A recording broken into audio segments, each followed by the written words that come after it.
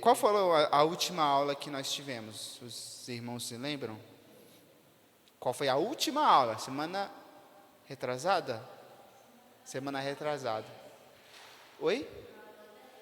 A aula 10. E qual foi a aula 10? Lembra que a gente falou de figuras de linguagem? O que é metáfora e coisa do tipo? O que é uma metáfora, o que é uma símile?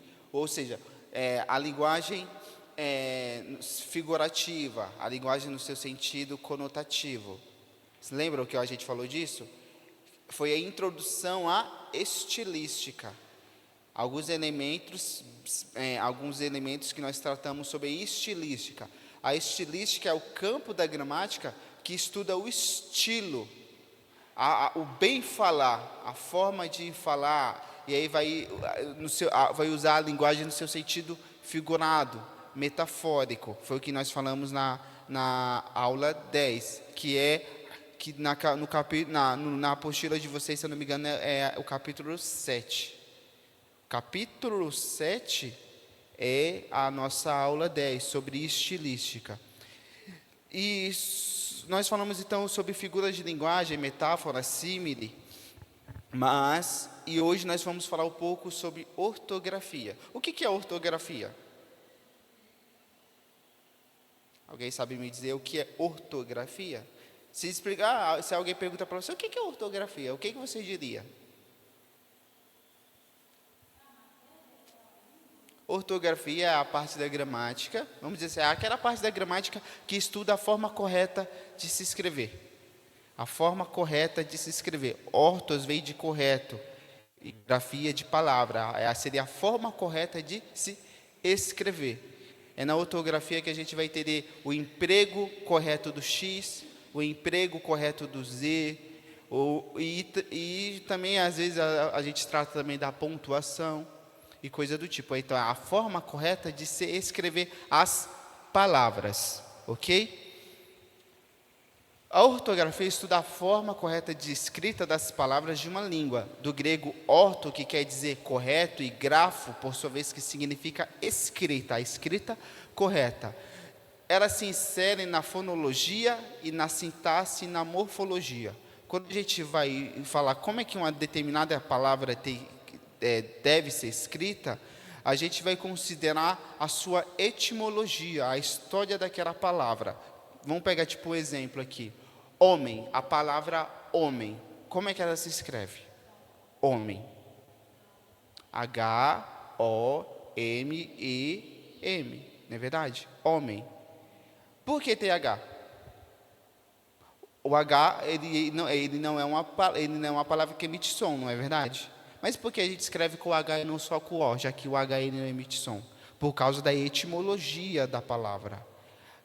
O H ele já veio de herança da história daquela palavra, a história da palavra homem.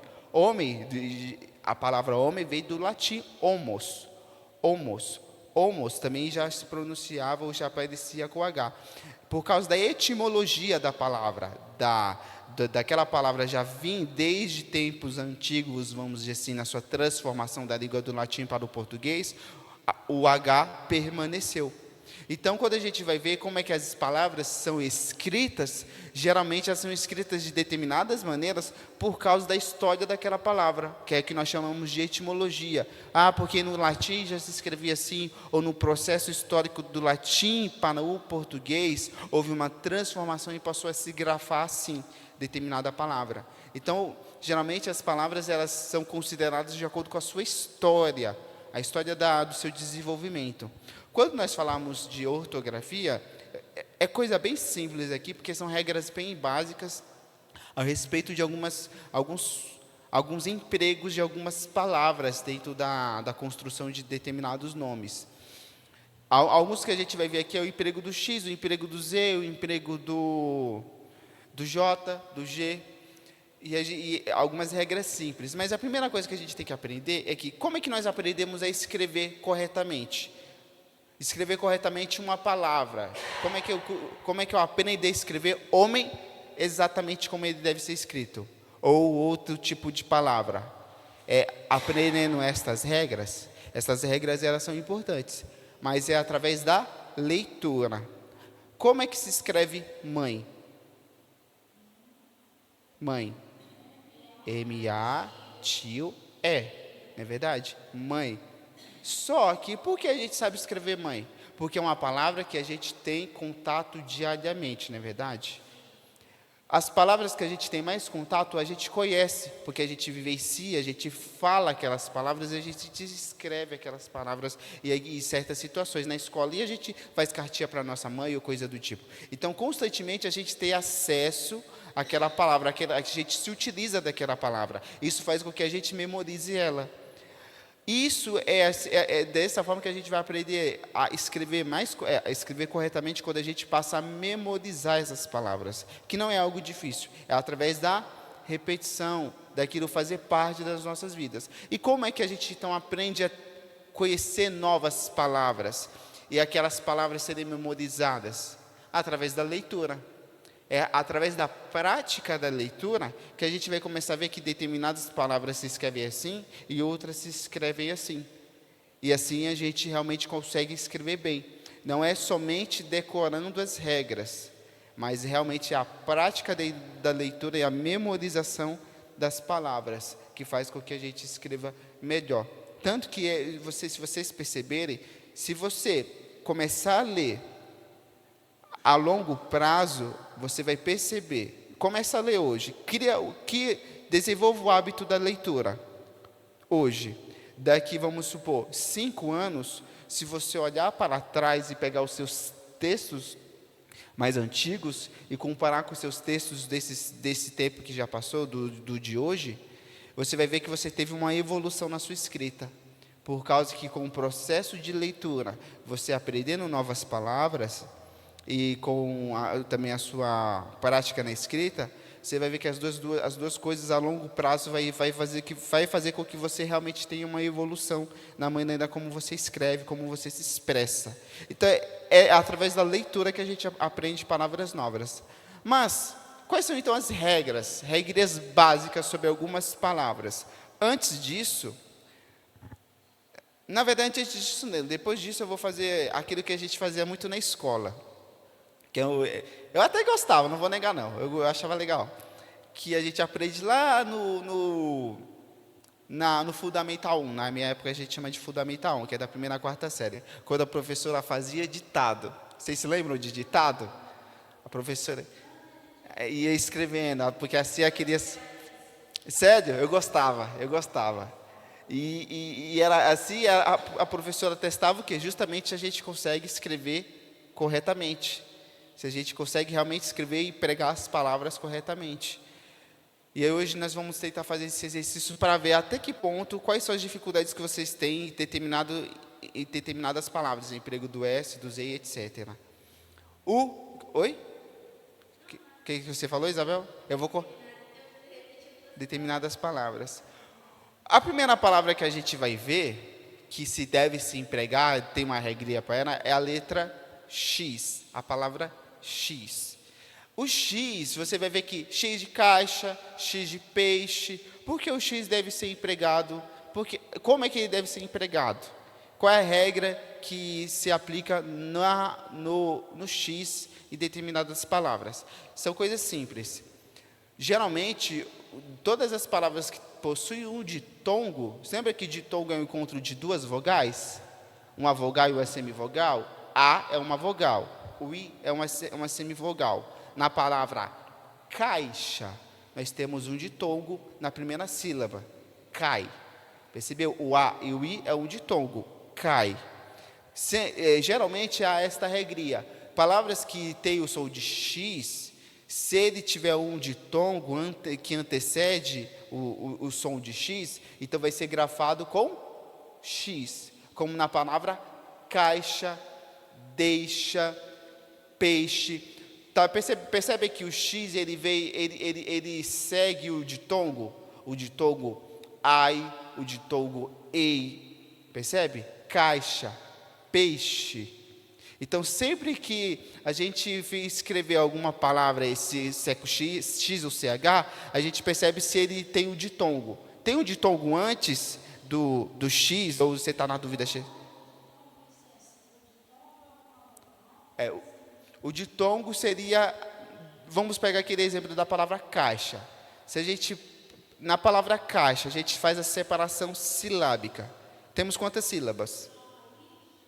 Temos cai, chá. 2 sílabas. Por que 2 sílabas? Porque não é caixa, é caixa, não é verdade? O I é junto com o A e com o C. Isso é um ditongo. É quando 2 palavras, 2 vogais estão unidas numa mesma sílaba. Se a gente chamasse caixa com uma tonicidade no I, isso já não seria um ditongo, porque o I seria separado do A. Teríamos aqui o que nós chamamos de hiato, quando é 2 vogais em sílabas diferentes. Uma vogal numa sílaba e a outra vogal noutra sílaba. Aí é um hiato. Elas estão separadas. E todas têm uma tonicidade parecida. Ca e chá. Seria o quê? Percebe que o som, a pronúncia do som tem a mesma força? Não é assim que a gente pronuncia o caixa. Geralmente o caixa, o I, ele é pronunciado de maneira um pouco mais fraca, não é verdade? Caixa. Caixa.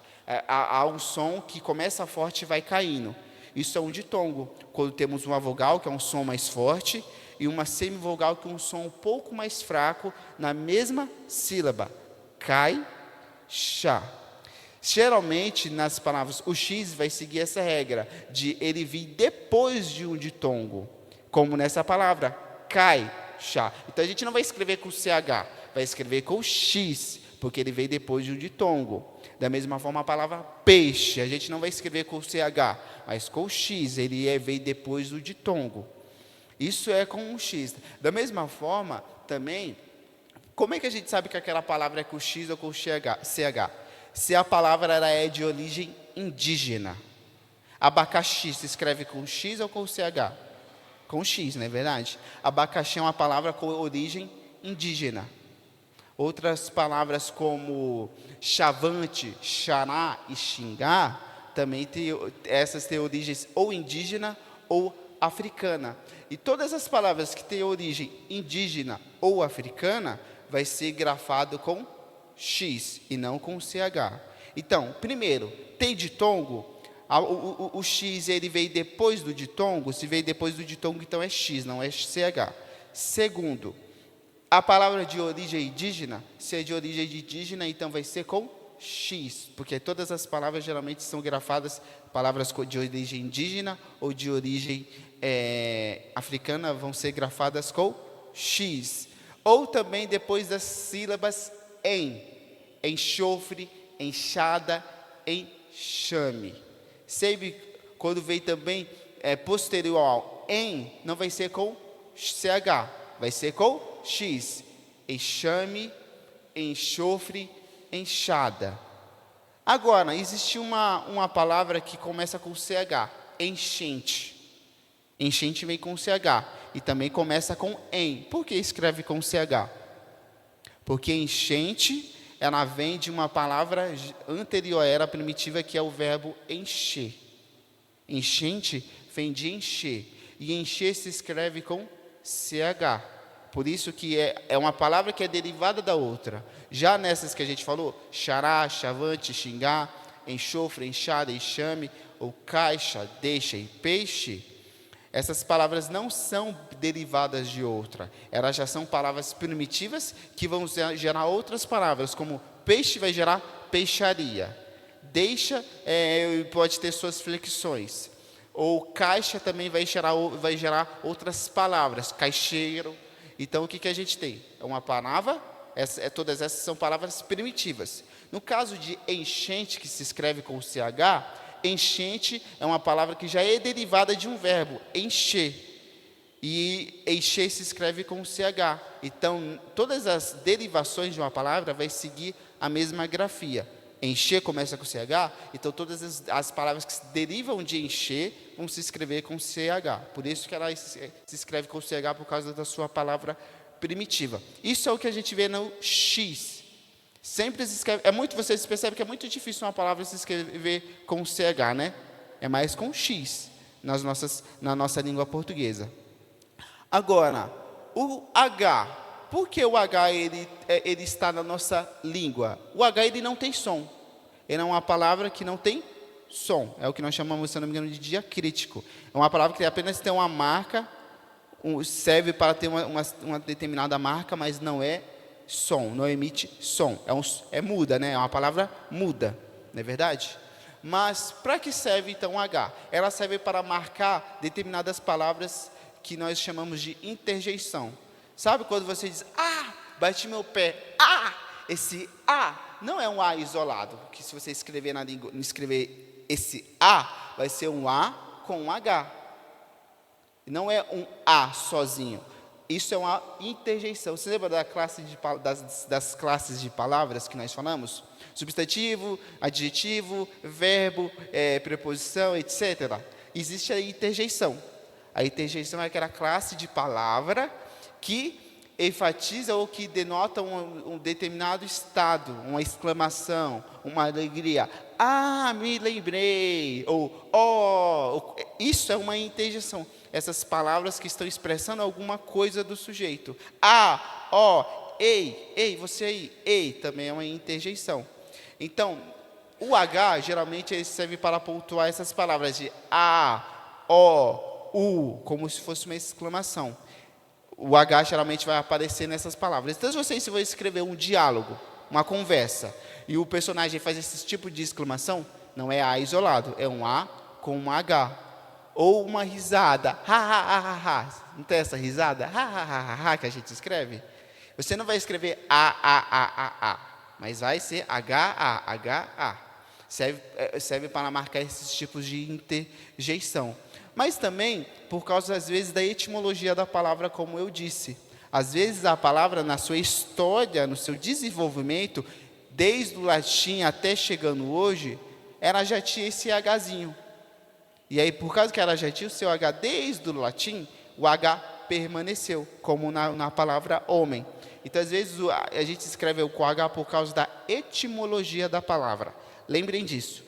Etimologia é a história daquela palavra. A etimologia daquela palavra. Quando a gente pega a palavra, no caso, vamos pegar o exemplo da minha irmã, Ângela. Ângela é um nome próprio, certo? Substantivo, não é verdade? Substantivo concreto e próprio. Se eu pego a palavra Ângela, qual é a etimologia da palavra Ângela? Ângela vem de ângelos. Ângelos é um termo, é uma palavra em grego que significa anjo. Então, tanto Ângela como anjo, nosso anjo em português, vem do grego ângelos. Esse ângelos, esse som de g, com o processo do tempo, foi se tornando o nosso G, porque o latim não tinha o som de G, a língua latina não tem o G, é g, mas a partir do momento que houve as transformações na língua até chegar no nosso português, nós temos esse som de G, e o ângelos se transformou em ângelo, ângela, anjo, esse som de G. Então, a história da língua também ajuda nós sabemos como determinadas palavras são escritas. No caso do H, então tem isso. Além disso, palavras compostas como mini-hotel, sobre-humano, super-homem. Super-homem, você vai ver que ele não vai ser, primeiro por causa da própria palavra homem, já é a sua etimologia.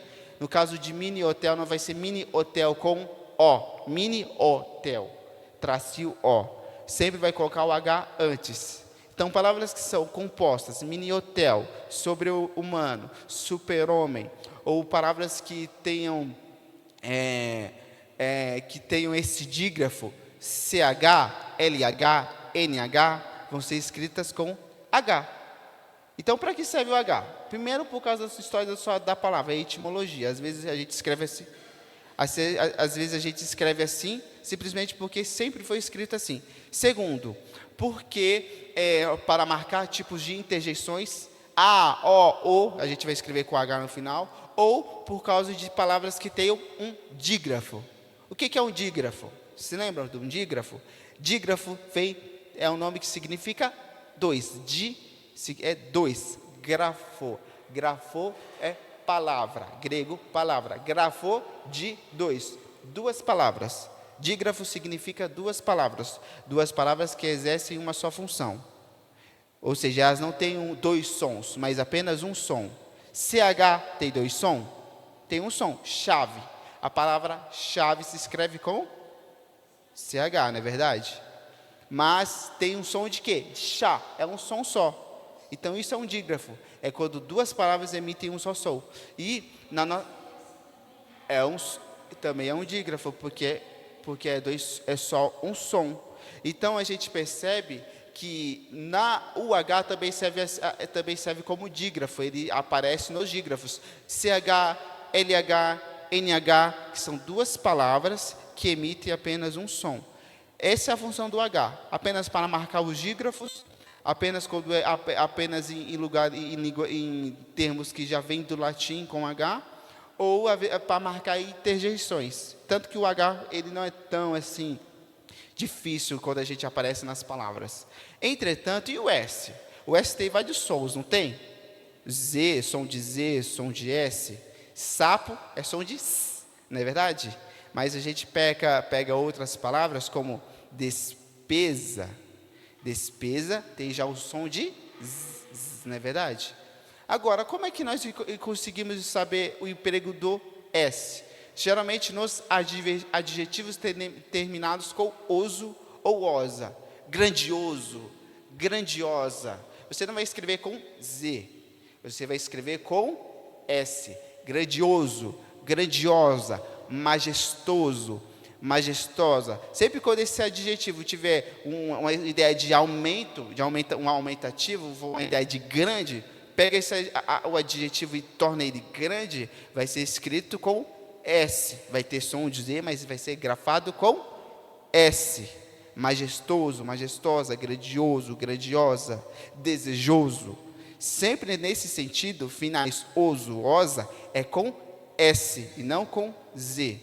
Além disso, quando a gente pega aqueles palavras que começam, que tem a ideia de origem, título ou profissão, como holandês. Holandês é com S, não é verdade? Holandês. Ele veio da Holanda, ele é holandês, né? E se for feminino, é o quê? Holandês, o feminino de holandês é? Holandesa, não é verdade? Ela veio da Holanda, ela é holandesa. Percebe que holandês tem o som de S, mas a partir do momento que é vertido para o feminino se torna holandesa. O som muda, não é verdade? O som muda, mas a grafia continua a mesma. Você não vai escrever com Z, você vai escrever com S. Holandesa. Holandês, holandesa. Ambos vão escrever com S. Mas, quando a gente vê esses nomes, geralmente, termos que a gente fica na dúvida é com Z ou com S. Todos os termos que têm ideia de origem, ou ideias de profissão, ou título, vão ser com S. Poeta. Qual é o feminino de poeta? Poetisa, não é verdade? Poetisa. Poeta, poetisa. Francês, francesa. Percebe que sempre quando muda de um gênero para o outro, de masculino para feminino, muda-se o som, de S, torna-se Z. Todos segue essa mesma lógica. Entretanto, se escreve sempre com S. Então, onde que a gente vai encontrar palavras com S? Como é que a gente vai saber que se prega S em vez de Z? Primeiro, se os adjetivos, se é uma palavra adjetiva e se esse adjetivo termina com oso ou osa. Aí, grandioso, grandiosa, gostoso. A gente vai pegar o quê? Aquela comida é gostosa. Terminar com oso ou osa é com S, não é com Z. Agora, se termina com esa, isa, francês, francesa, marquês, marquesa, então nessa ideia de título, de origem, você veio da onde? Vim da França, eu sou francês. Qual é o meu título? O rei me deu o título, eu sou um marquês. Como a gente vê no sítio do Pica-Pau Amarelo, Marquês de Rabicó. Todo mundo se lembra do sítio do Pica-Pau Amarelo? Quem é das antigas vai lembrar do sítio do Pica-Pau. Era tinha o Marquês de Rabicó, que era o porquinho. Marquês é um título. Então, sempre nessa ideia de título, de origem, ou de profissão, como poeta, poetisa, é com S e não com Z. Além disso, também o S vem depois de ditongos. O S também vem depois de ditongo. O que é um ditongo? Duas vogais na mesma sílaba, não é verdade? Uma vogal e uma semivogal. Na palavra que a gente tem coisa, maisena e lousa, todos esses estão com um ditongo. Coisa, esse coi é um ditongo. Maisena, esse mai é um ditongo.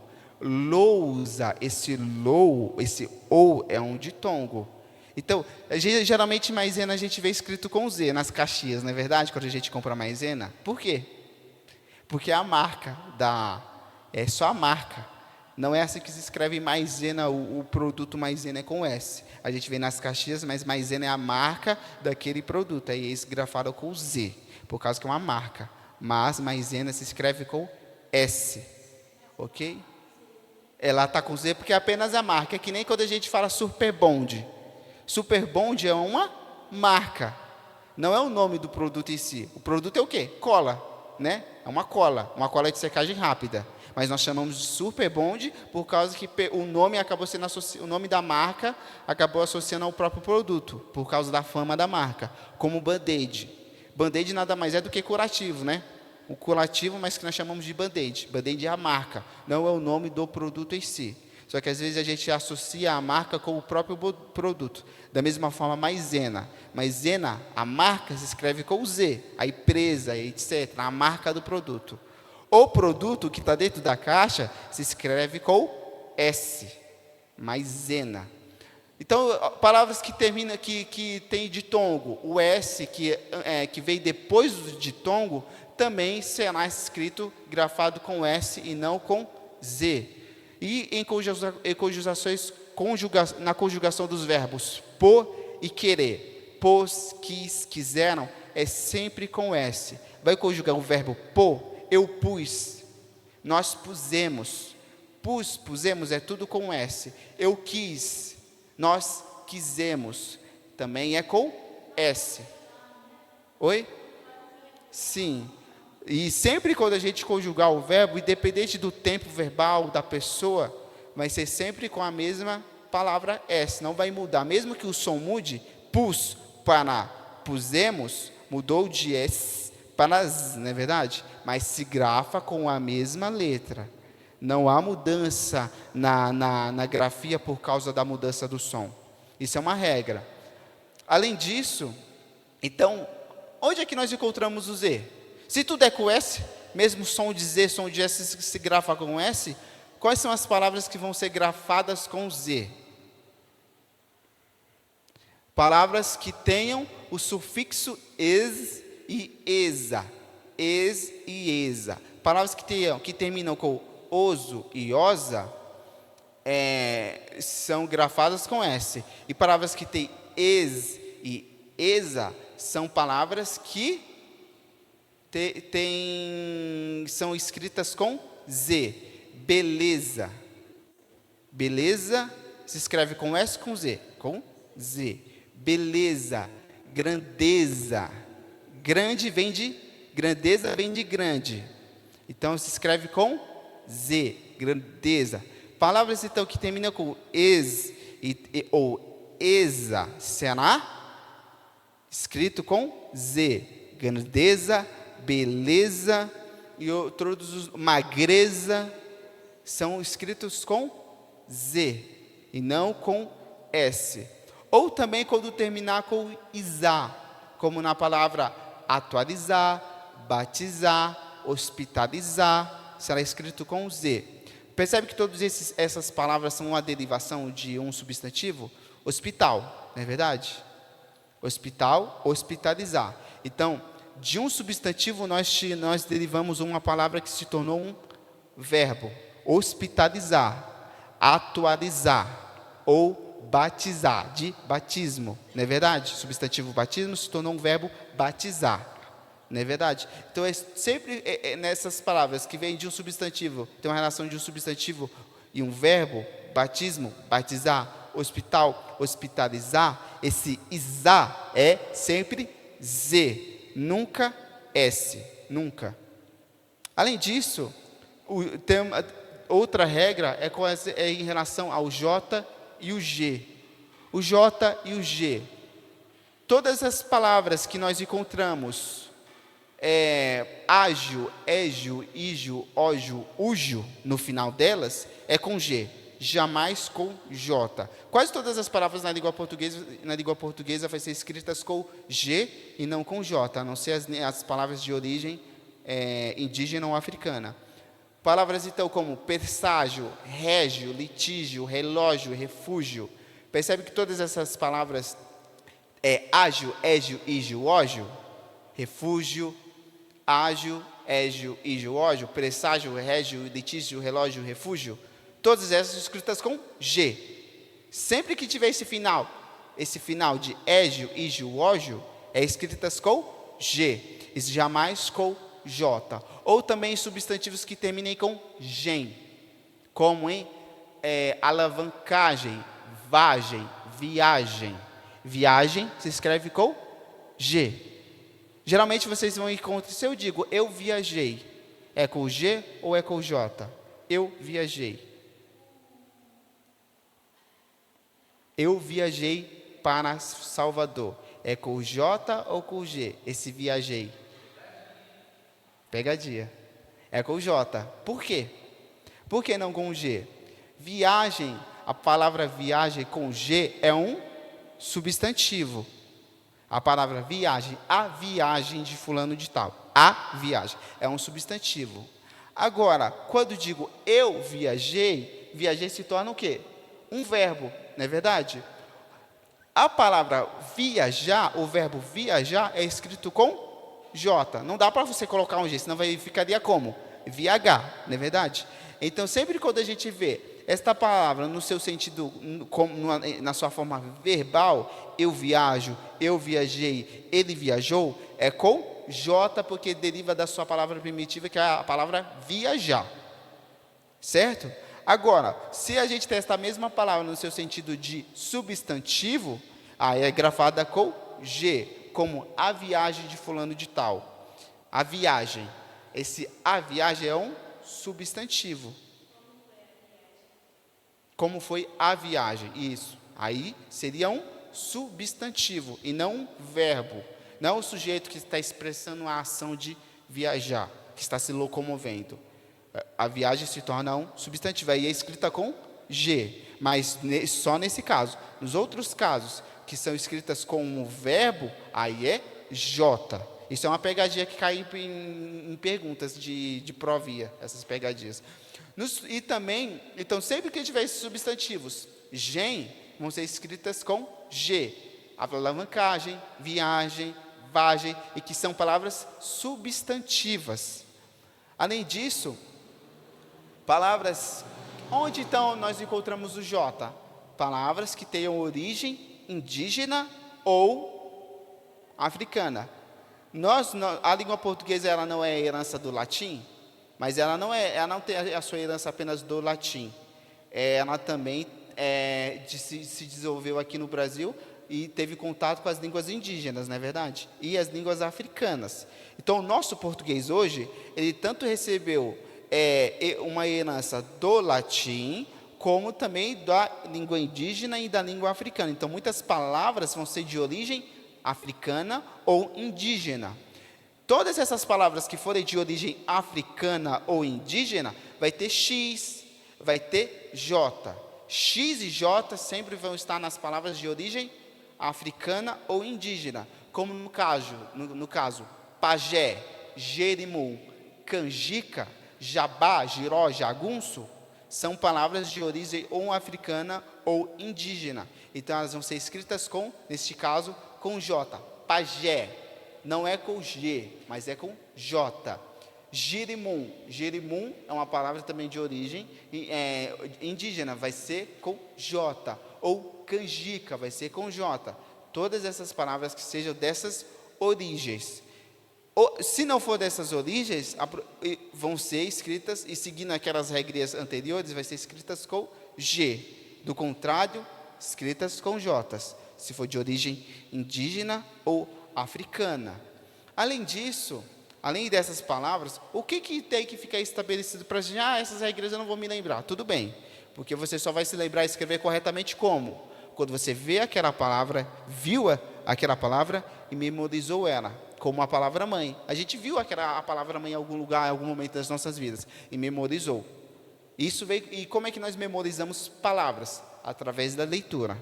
Isso são regras que podem te auxiliar, mas o que vai fazer você escrever corretamente é a memorização, visualização daquela palavra em algum momento da sua vida e a memorização dela. Isso só acontece através da leitura. Mas eu não tenho uma vida de leitura. Se você não tem uma vida de leitura, então a gente pode colocar até em xeque a sua vida de fé, porque nem a Bíblia você lê. A Bíblia também, através da Bíblia a gente também pratica a leitura, não é verdade? Mas a Bíblia é escrita de maneira diferente, uma linguagem um pouquinho mais arcaica. Você pega as nossas traduções mais antigas, é uma linguagem mais arcaica, é vós, não é verdade? Vós me amas? Vós. A gente não fala vós, mas existem traduções mais modernas. A NTLH, a nova tradução da linguagem de hoje, a NVI, são traduções na linguagem de hoje. Essa é mais antiga. A João Ferreira de Almeida, a nova versão atualizada, revista e atualizada, revista corrigida ou edição fiel, são linguagem muito mais antiga, uma linguagem um pouco mais arcaica. Agora, NVI e NTLH, nova tradução da linguagem de hoje, ou a Bíblia Viva também, que é outra tradução, são traduções modernas, e da forma como nós escrevemos outros tipos de textos.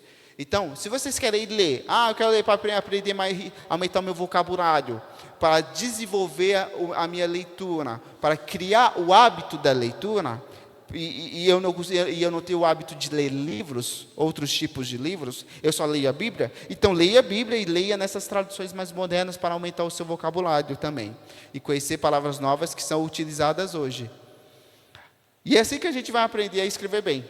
Desta forma, não tem outro jeito, não tem outra regra, não dá para fugir disso, a não ser, do contrário, a gente sempre vai escrever, vai sempre trocar S com Z, J com G e coisa do tipo.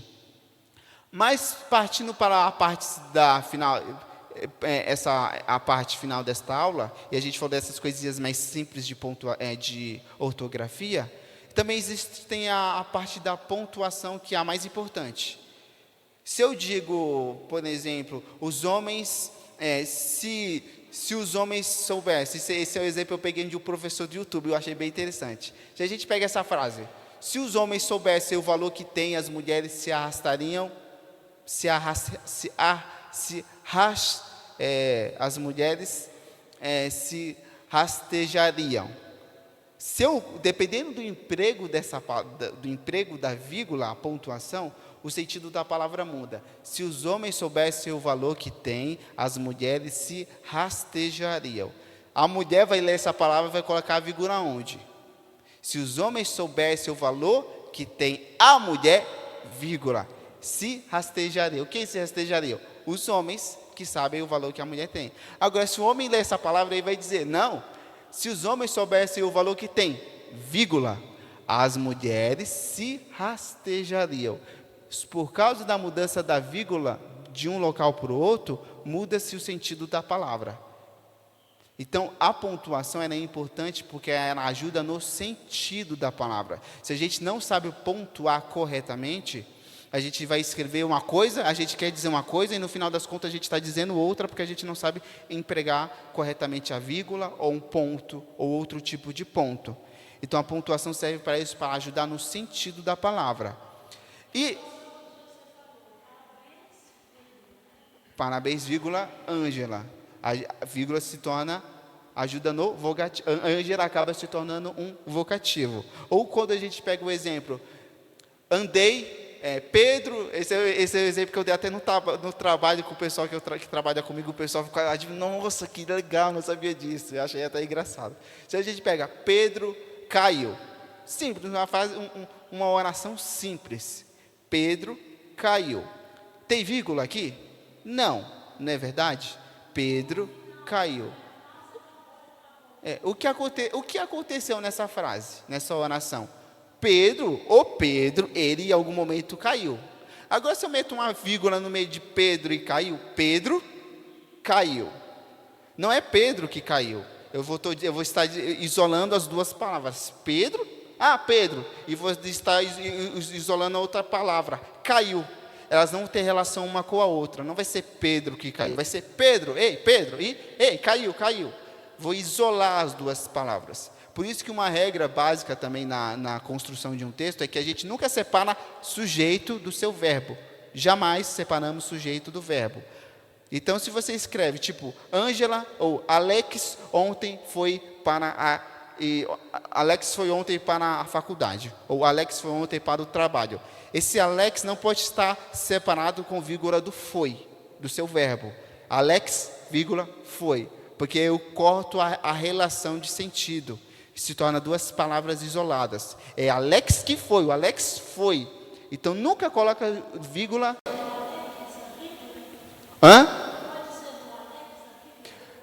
Geralmente a gente não coloca vírgula entre sujeito e seu verbo, ou predicado. Sujeito e predicado sempre tem que estar uma coisa só. Nunca tem que ter uma vírgula no meio. Então se a gente coloca a vírgula entre, a gente perde todo o sentido da oração.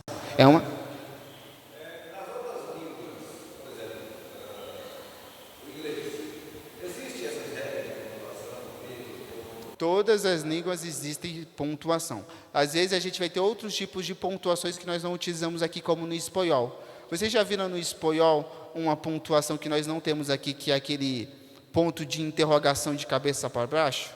Já viram? No espanhol e português nós temos o ponto de interrogação, né? Não temos o ponto de interrogação, que é aquele que é o que expressa uma pergunta, não é verdade? Ou uma dúvida, dependendo. Pode expressar uma dúvida, se numa história em quadrinho, o balancinho do personagem apenas com ponto de interrogação é uma dúvida. Agora, numa pergunta, é um questionamento, uma pergunta, não é verdade? No espanhol, geralmente, não vai ser. Esse ponto de interrogação, ele vai ter dois tipos. Um assim, que é o que nós temos, e um assim. Este ponto de interrogação nós não utilizamos aqui. Esta pontuação nós não utilizamos aqui. Sim, no espanhol essa pontuação é comum. Eles utilizam essa pontuação. Então, e um no começo. Isso, de ponta cabeça. A gente não vai pontuar desta forma. Então, haverá, em outros idiomas, talvez esse tipo de pontuação assim que não utilizamos aqui. Entretanto, todas as línguas têm pontuação. E as pontuações geralmente são comuns a todas. Isso, porque é a pontuação que vai ajudar nesse sentido da frase. Ela auxilia o sentido. Se a gente não pontua corretamente, a oração ela vai mudar o sentido. Como a gente pode pegar no exemplo da vírgula, que é o caso mais famoso. A vírgula ajuda na organização da frase e colocar os termos nos seus devidos lugares. Sempre que a gente estudou sintaxe, o que é o estudo da sintaxe?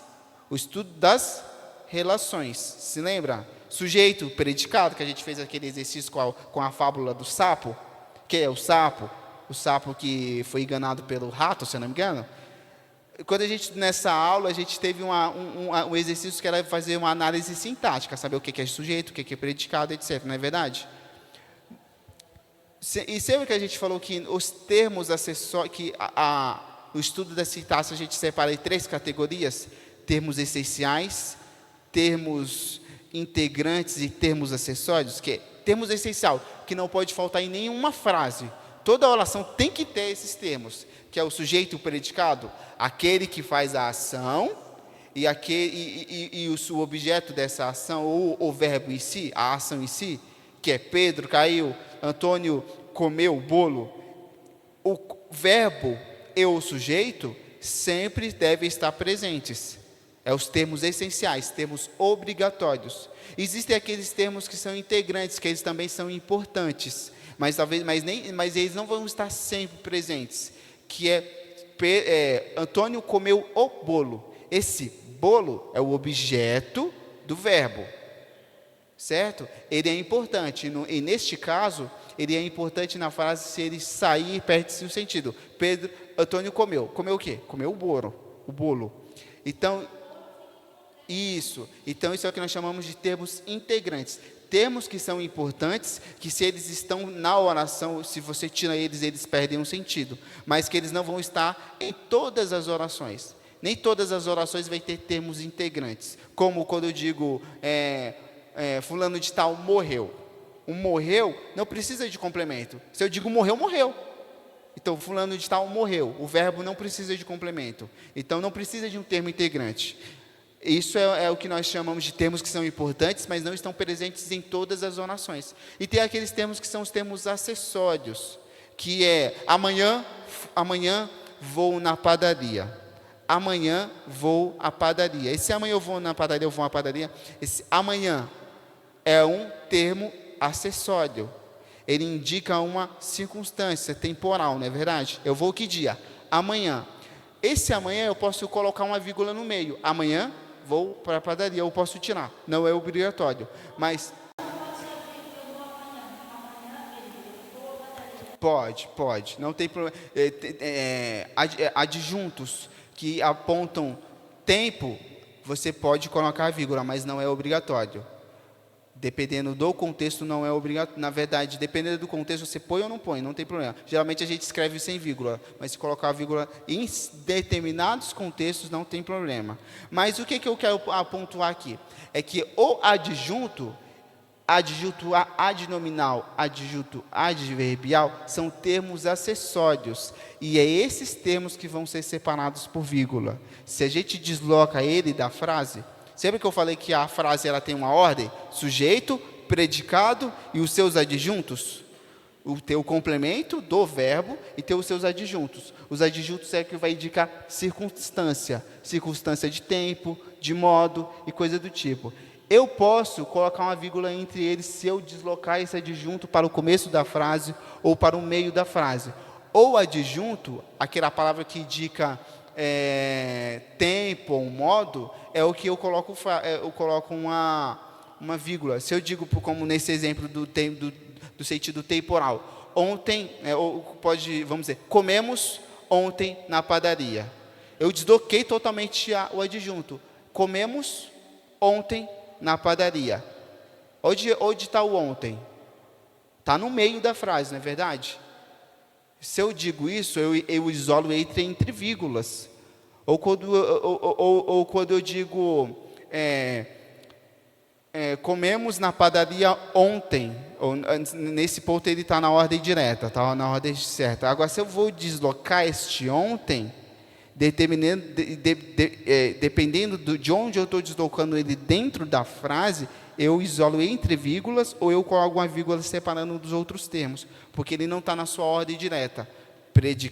Sujeito, predicado de adjunto. Se esse adjunto eu mexo ele, eu coloco uma vírgula. Então a vírgula só serve para separar o quê? Os seus adjuntos ou vocativo aposto, tipo Isabel, que tem 18 anos.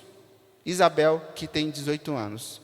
Eu coloquei, aqui tem, eu vou colocar, se eu isso aqui é uma explicação, vamos pegar o exemplo, Isabel, que tem 18 anos, eu isolo entre vírgula esse que tem 18 anos, porque eu estou explicando, no sentido de explicar. Agora, se eu coloco, vamos pegar aqui o exemplo, fulano de tal, marceneiro, veio ontem à minha loja. Esse fulano de tal, marceneiro, o marceneiro eu estou explicando, não é verdade? Quem é o fulano de tal? Aqui nós temos o quê? Um aposto explicativo. Estou explicando quem é o fulano de tal, ele é marceneiro. Nós isolamos entre vírgulas. Então a vírgula ela serve para quê? Para isolar, separar vocativo, aposto ou outros termos que tenham um sentido de lista, como ontem eu comi bolo, pão e sorvete. Bolo, vírgula, pão, sorvete. O que eu comi? Bolo, pão e sorvete. Tudo isso é o objeto do verbo comi, não é verdade? Todas essas palavras têm a mesma função sintática dentro da oração, de objeto do verbo. E aí eu separo elas com vírgula. Então, às vezes, a vírgula também serve para a gente separar termos que a gente está meio que fazendo uma listagem. Ontem eu comi bolo, pão e sorvete. Bolo, pão, eu vou separar com uma vírgula. Ambas as palavras têm a mesma função sintática do verbo comi. Todas são objetos do verbo comi. Então, é para isso que serve a vírgula. A vírgula você nunca vai colocar... O professor uma vez falou algo, eu não me lembro como é que foi feita a correção, ele disse, Maria toma banho, sua mãe disse ela traga uma toalha. Descubra onde vai os pontos, quais são os pontos. Eu lembro que eu falou isso no final da aula, nos dias seguintes eu não fui na escola, então não foi feita a correção. E aí eu lembrei agora e te pergunto, quais são os pontos? Porque ele falou, quais são os pontos para organizar essa frase? Maria toma banho, sua mãe disse ela traga uma toalha. Eu não entendi nada. É porque, então, justamente porque ele não colocou ponto em nenhum lugar, falou de forma indireta. Dependendo do ponto, da pontuação vai mudar o sentido.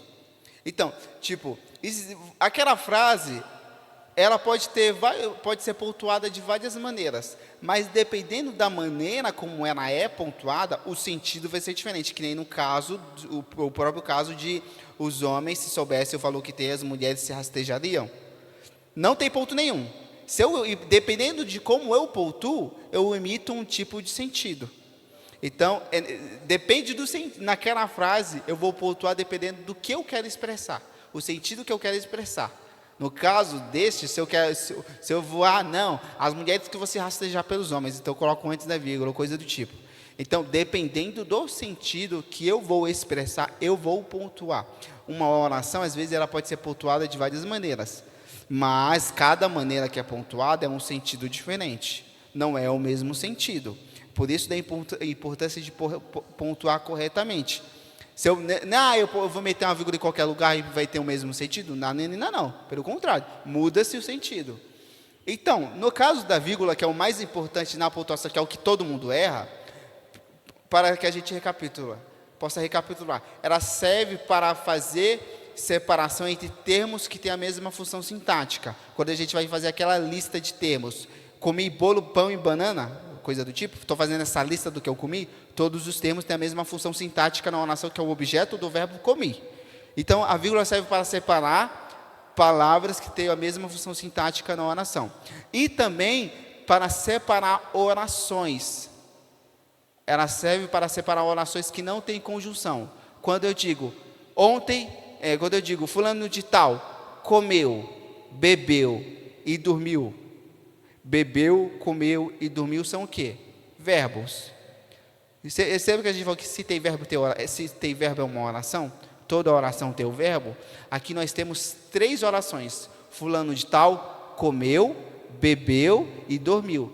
3 orações porque tem 3 verbos. E cada uma dessas orações está sendo separada por uma vírgula. Oração fulano de tal comeu, oração fulano bebeu e dormiu. 3 orações, 3 verbos, e estão separados por vírgulas, porque não tem conjunção. E todas as palavras que nós chamamos de orações que não são separadas por conjunção, mas tipo quando pega um exemplo de uma oração separada por conjunção. Quando a gente pega, eu estudo na faculdade, eu estudo na Mackenzie e todos os dias pego um ônibus. Aqui temos 2 orações. Eu estudo na Mackenzie e todos os dias pego um ônibus. Vamos pegar esse exemplo. 2 orações. Estudo na Mackenzie e todos os dias pego um ônibus. Não é verdade? 2 orações. Tá, essas orações estão unidas por qual conjunção? A conjunção e. A conjunção é. Uma conjunção aditiva. Estudo na Mackenzie e todos os dias pego um ônibus. Isso é uma oração que nós chamamos de oração sindética, porque tem uma conjunção, é ligada por uma conjunção. Mas nem todas as orações são ligadas por uma conjunção. Algumas não vão ter conjunção. Essas que não vão ter conjunção, são as que a gente separa com vírgula. Então a vírgula tem o segundo ponto, que ela serve para separar orações que não têm conjunção. Quando eu digo, Pedro comeu, bebeu e dormiu. 3 orações que não são ligadas por conjunção nenhuma. É Pedro dormiu, um verbo. Outro verbo já está do lado dele. Como é que a gente separa essas orações? Com uma vírgula. Então, a função da oração também serve para separar orações que não são ligadas por conjunções e serve para a gente isolar vocativo e aposto. Isabel. Nossa, agora eu vi, hein? Peguei, eu vou filmar. Isabel, parabéns. Se eu dou os parabéns, aqui nós temos um vocativo. Isabel se tornou um vocativo. Isabel, vírgula, parabéns. Vocativo. Então a vírgula serve para isolar vocativo. Ou quando eu digo Alex, o professor. Vírgula. Esse vírgula entre o professor é um aposto explicativo. Alex, o professor. O Alex, quem? O Alex, o professor. Ele foi ontem. Sei, vamos pegar como exemplo. Isso é um aposto explicativo. Então, a vírgula só tem essa função. Não é como nós aprendemos na escolinha de quando eu estou cansado. Escrevi, agora deu uma canseira, no momento de eu respirar, eu meto a vírgula aqui. Não é no momento do respiro. Ela serve para separar elementos da frase, da oração, e não todos os elementos, mas apenas vocativo, aposto ou palavras que têm a mesma função sintática no sentido de uma sequência. Como no caso que eu falei, eu comi determinadas coisas, e essa quantidade de coisas eu vou separar com uma vírgula. Simples. Não mete vírgula em qualquer lugar. Identifica o que é que você está separando com vírgula. Se você não tem certeza que aquilo separa com a vírgula, não separa, deixa sem vírgula. É melhor não ter vírgula do que ter um monte de vírgula e perder o sentido completo da frase. Na dúvida de eu não sei se aquilo tem vírgula, não coloca. É melhor não ter do que ter um monte de vírgulas. E é para isso que serve a vírgula, por isso que ela é importante. Mas além disso, existem outras pontuações, que são as mais fáceis, mais de boa, que é ponto final, ponto de exclamação, ponto de interrogação, ponto e vírgula. Para que serve o ponto final? Final a frase. Simples, não tem segredo. Eu escrevi uma determinada frase. Terminei a frase, ponto final. Sempre um ponto final se você terminou aquela oração, aquela frase. Aqui era uma reticência. As reticências têm a ideia de que há uma continuidade que eu escrevi de determinada frase e coloquei 3 pontos, dá-se uma ideia de que aquela frase tem uma continuação, ou de que aquela informação tem uma continuação. É uma ideia de continuidade. E no caso do ponto final serve apenas para marcar o final da frase. Depois do ponto final, o que vem? Letra maiúscula. Uma nova frase, uma nova oração. Mas como é que eu sei que as duas orações, como é que eu sei que é ponto final, que eu devo começar uma oração nova?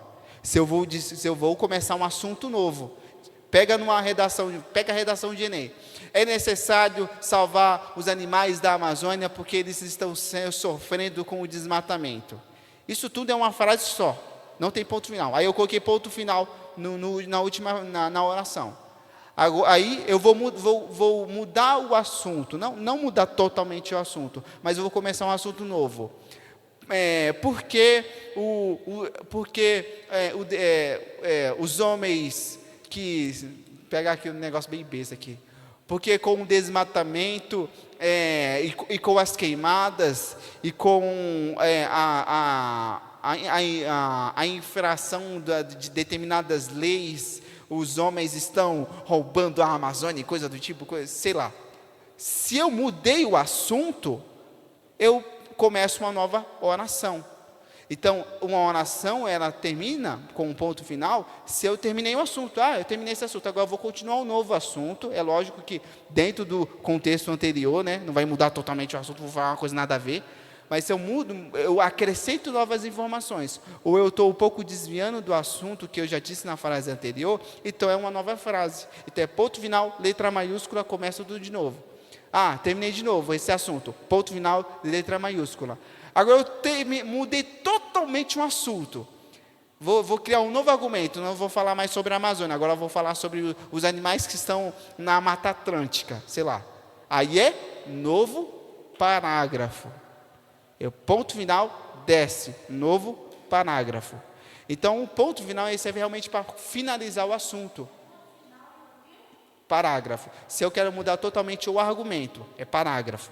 Já não é mais na mesma linha.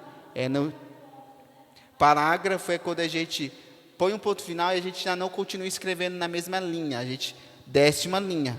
E aí a gente coloca um espacinho. A gente coloca um espacinho? Isso é um parágrafo. Um texto ele é composto de...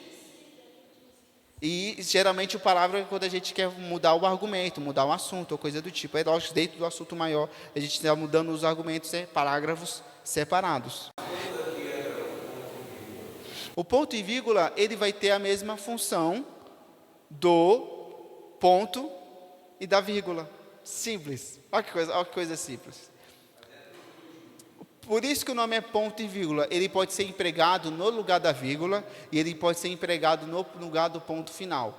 Tipo, se eu pego uma oração e eu terminei aquela oração e eu quero continuar ela na mesma linha, sem letra maiúscula, ponto final, letra maiúscula, eu meto um ponto e vírgula nela e continuo com letra minúscula.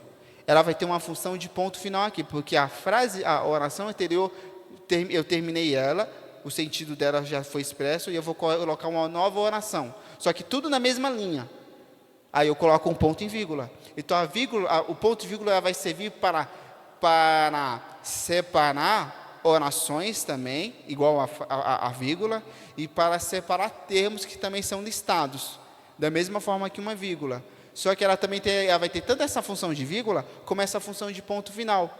Se uma oração anterior, eu terminei ela e eu completei o sentido dela, e eu vou acrescentar informações agora, vou mudar o meu assunto na oração seguinte, eu posso colocar um ponto e vírgula e começar com letra minúscula.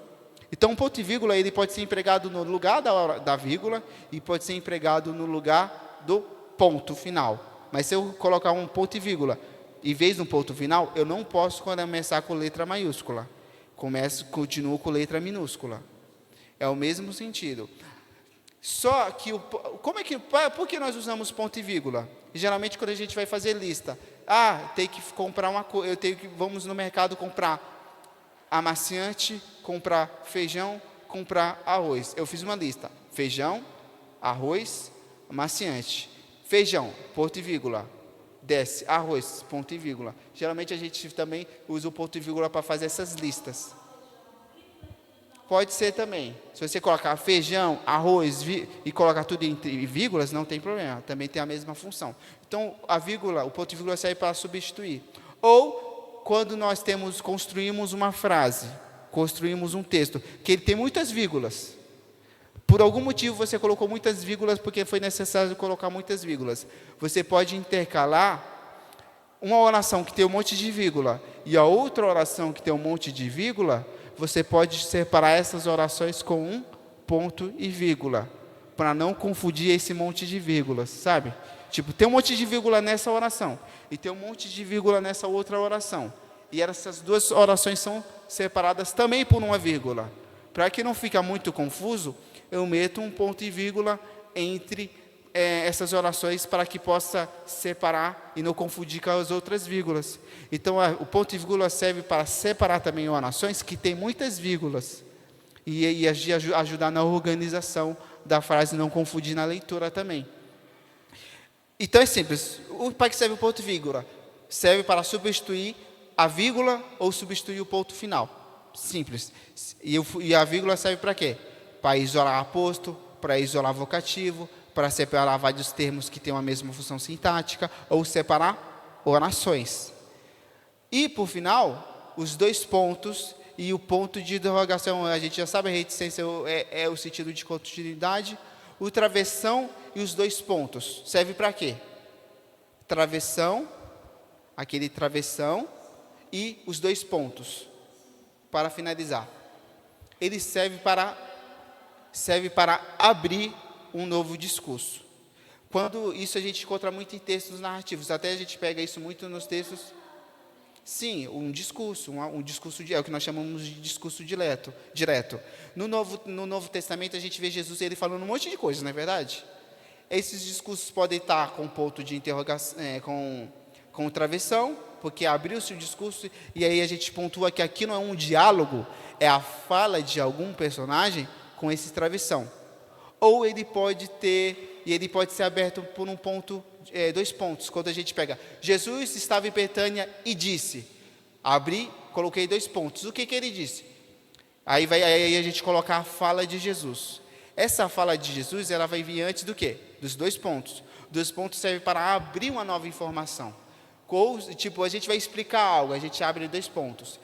Os dois pontos têm essa função de abrir para um discurso, a fala de determinada pessoa. Isabel disse, dois pontos. Aí a gente coloca a fala de Isabel.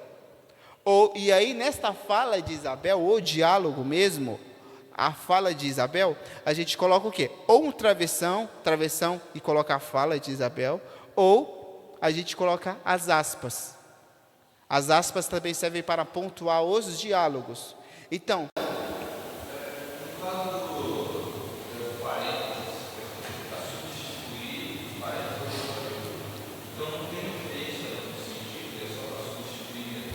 o parêntese e o travessão também é faculdade. Você pode, se você for dar uma informação a mais, a gente abre um parêntese, não é verdade? A gente diz alguma coisa, abre o parêntese para colocar uma informação a mais. Essa informação não é importante, mas nós queremos acrescentar. A gente abre o parêntese. Mas a gente também pode isolar, em vez de colocar um parêntese, isolar entre travessão. Vai dar no mesmo. Então, o travessão ele serve para pontuar diálogo, abrir um diálogo, ou travessão, e para servir de parêntese, substituir o parêntese. O parêntese é quando eu quero colocar uma informação a mais no texto, mas ela não é tão importante. Aí eu coloco um parêntese. Abro um parêntese e coloco a informação. Pode ser colocada a travessão no lugar do parêntese, não tem problema. E o dois pontos serve para abrir esses diálogos. Fulano de tal disse, abrir um discurso direto, que é o que nós chamamos de discurso direto. O que é, para ficar mais claro, um discurso direto? É quando eu estou escrevendo literalmente a sua fala. Isso é um discurso direto. O que é um discurso indireto? É quando eu, ao invés de escrever a sua própria fala, eu vou escrever com as minhas palavras o que você disse. Entendeu? É quando eu digo, fulano de tal disse que foi à feira ontem. Quem foi que disse? Eu estou dizendo o que o fulano de tal disse. É um discurso indireto. Agora, quando eu digo, fulano de tal disse, dois pontos, eu fui à feira ontem. Esse eu fui à feira ontem é o próprio fulano que está dizendo. Eu estou apenas transcrevendo o que ele disse. Isso é um discurso direto. Então, a gente vê muito discurso direto nas falas de Jesus. É o próprio Jesus que está falando, não é verdade? Discurso direto. E esses discursos diretos a gente pode abrir com dois pontos. Para que serve então dois pontos? Para abrir discursos diretos. Abrir falas. E como é que nós pontuamos as falas? Travessão ou aspas. Se você quiser falar, fulano de tal disse, dois pontos. E aí você abre aspas para pontuar que aquilo é a fala do fulano de tal, ou você coloca um travessão para pontuar que aquilo é a fala do fulano de tal. Simples, sem segredo nenhum. Então, vírgula é o mais importante de todos. Vírgula é o que a gente mais erra, é o que atrapalha no sentido da frase, da oração. Se a gente precisa aprender a empregar a vírgula corretamente, que é o que atrapalha na comunicação. Os outros pontos são os mais simples que a gente pega com as leituras do dia a dia. A gente pega travessão, pontua diálogo. Aspas, pontua diálogo. Dois pontos, pontua abertura de diálogo também, discurso direto. Ponto de interrogação e ponto de exclamação, pontua o quê? Dúvida, no caso da interrogação. Você deu banho no cachorro ontem? Estou fazendo uma pergunta, ponto de interrogação. Ou quando eu digo, estou exclamando, eu ganhei na Mega Sena. Percebe? Eu estou falando alto, não estou falando? Ponto de exclamação. Estou mostrando uma surpresa, uma alegria. O ponto de exclamação serve então para isso, demonstrar uma surpresa, uma alegria, ou algum sentimento assim, ganhei! Sempre quando eu mudo o meu tom, eu ponho um ponto de interrogação. Se eu digo, ganhei, não tem ponto de... É uma pergunta, uma dúvida, uma pergunta. Você fez isso que eu te pedi? Ponto de interrogação. Simples, não tem segredo. E o de exclamação é quando eu mudo o meu tom. A regra para a gente saber que é ponto de exclamação é se muda o tom de voz. Se eu digo, Isabel, não tem ponto de exclamação aqui. Dorinha, não tem ponto de exclamação. Eu só estou falando o seu nome. Agora, se eu digo, Dorinha, isso é um ponto de exclamação. Aqui muda-se o sentido. É o sentido de surpresa, ou às vezes às vezes de raiva, ou coisa do tipo. É quando eu estou expressando algum sentimento. Você está falando assim, para alguém, fulano de tal, ganhei na Mega Sena, coloca a exclamação. É de surpresa. Aí, nesse caso, você está até aumentando o seu ponto de você. Ganhei na Mega Sena! Não é? Eu ganhei na Mega Sena sem emoção. Então, geralmente a gente pontua esses tipos de emoções com a exclamação. E a dica é sempre quando eu aumento o meu tom de voz. A exclamação sempre tem essa ideia de aumentar o tom de voz. Ok? E essas são as pontuações mais simples, mais comuns que a gente usa no dia a dia e que geralmente a gente não faz. Ponto final, eu percebi que na atividade você esqueceu de colocar um ponto final. E ponto final, sempre no final da frase é obrigatório. Ponto de interrogação é obrigatório em pergunta, e eu já peguei muita gente em conversas de WhatsApp que faz uma pergunta e não coloca ponto de interrogação. E aí você não sabe se a pessoa está perguntando ou está afirmando. É uma afirmação ou é uma pergunta? Então...